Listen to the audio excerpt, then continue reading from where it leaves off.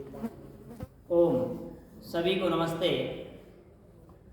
आज गुरुकुल कालवा में जो गोरक्षा यात्रा यज्ञ यात्रा निकाली गई और यहाँ पर पूज्य आचार्य जी महाराज ने इस यात्रा को शुभारंभ के लिए यज्ञ से इस यात्रा का प्रारंभ किया।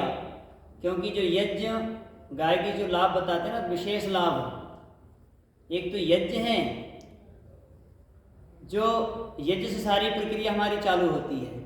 जिस हमारी संस्कृति कोई बची है तो वो यज्ञ से बची हुई है। आपने गीता में सुना होगा कि जो भूत प्राणी उत्पन्न होते हैं अन्न से उत्पन्न होते हैं। अन्नात् भवति भूतानि पर्जन्यात् अन्न संभवम। और कहा कि जो भूत प्राणी उत्पन्न होते हैं वो हमारे अन्न से होते हैं। और अन्न उत्पन्न कैसे होता है? वर्षा से होता है। और वर्षा कैसे होती है? यज्ञ से होती है। और यज्ञ किससे होता है? गाय के घी से होता है। इसलिए हमें संस्कृति जोड़ने का हमारा काम कोई कर रही है, वो गौ माता है।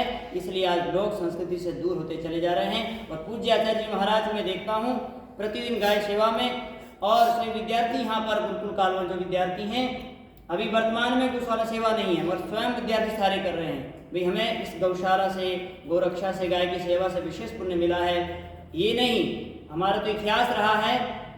योगीराज श्री कृष्ण जी महाराज गौ का वर्धन करते थे। जैसे गोवर्धन पूजा की जाती है, वो गौओं का वर्धन होता था और लाखों गायों के बीच में रहते थे। इसी प्रकार इस परंपरा को बढ़ाने के लिए पूज्य आचार्य बलदेव जी महाराज ने भी अनेकों गौशाला खुलाई और अनेक गौशाला को दान और सहयोग करवाया।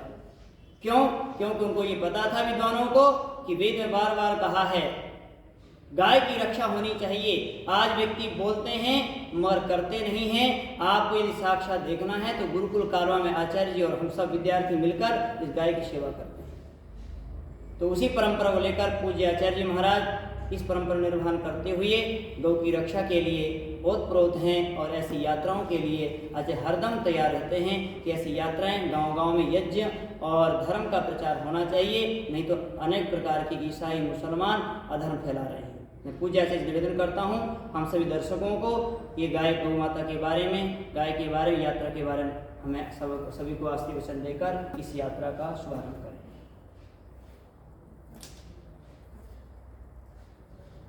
ओम दर्शकों को सादर नमस्ते। हमारी संस्कृति वैदिक संस्कृति है। इसमें अहिंसा को प्रधान माना गया है और विशेष करके उन प्राणियों की जिनसे कि मनुष्य को बहुत उपकार पहुंचता है। इन संसार में वैसे मनुष्य को सभी प्राणियों से उपकार होता है, परंतु विशेष जो उपकार होता है वो गाय से होता है।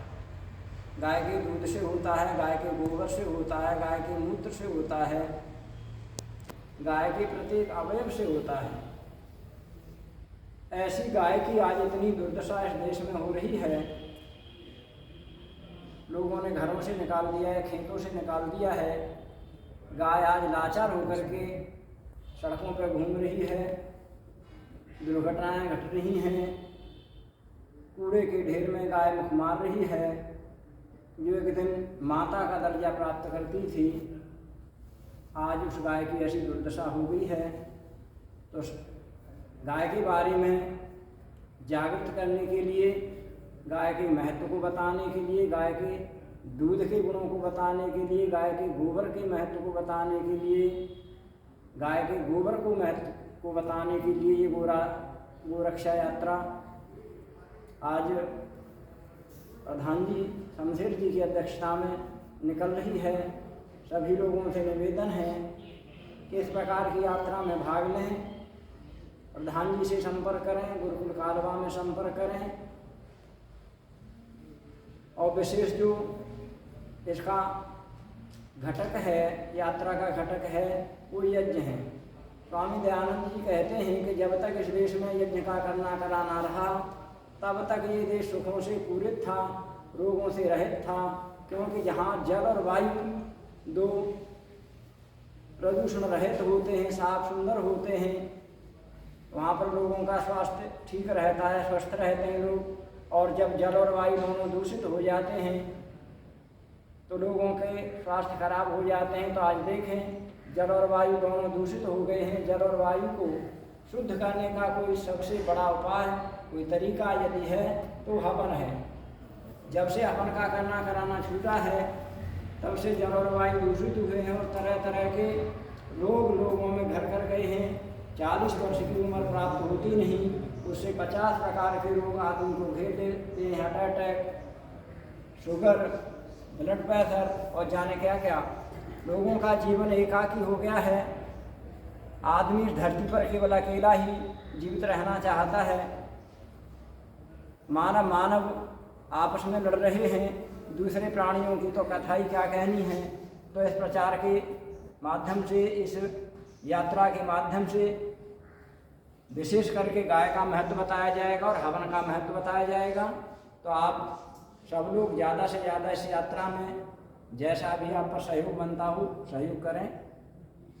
इन्हीं शब्दों के साथ में धन्यवाद।